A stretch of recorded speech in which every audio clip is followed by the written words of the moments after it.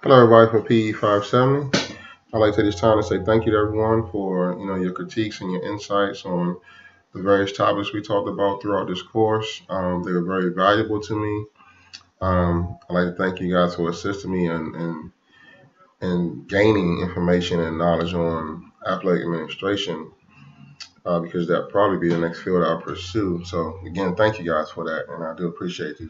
From the East Coast to the West Coast, I do appreciate you. Our responses to the summarizing our learning. Man, it was a lot. I really enjoyed this class.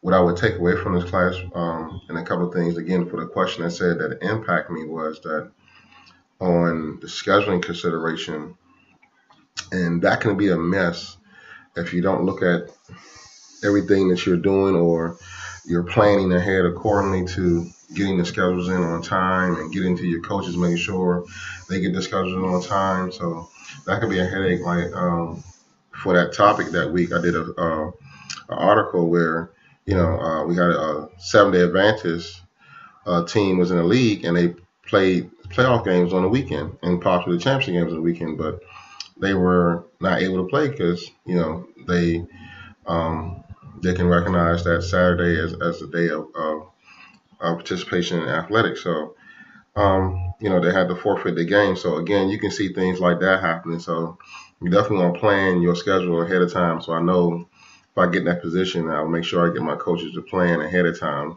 Most likely during that all season, we'll start planning for our games for the next season. So, we won't have that problem. Also, the budgeting. I'm quite sure everybody felt that assignment was probably the most difficult one. But again, it gives you a chance to look at what you might go through in that situation as far as an athletic director because you might have multiple teams but very little budget. So you have to go out and do the necessary things you need to take care of your program and also make sure your coaches understand that it's not just all on you, that it's all us working together. So they might have to go out and do some fundraising and then enlist the booster clubs and other things like that to help out with the money.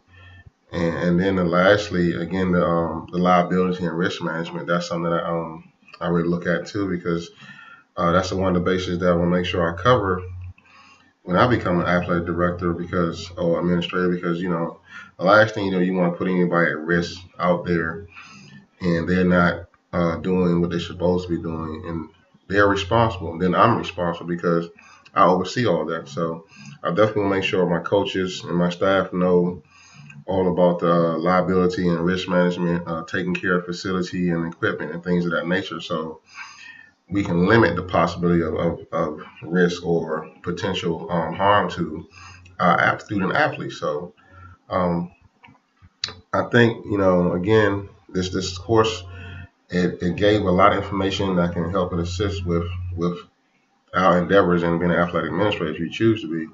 And it was a very important course. So again, I'd like to thank you guys for that. And I really enjoyed it. So good luck and see you next time.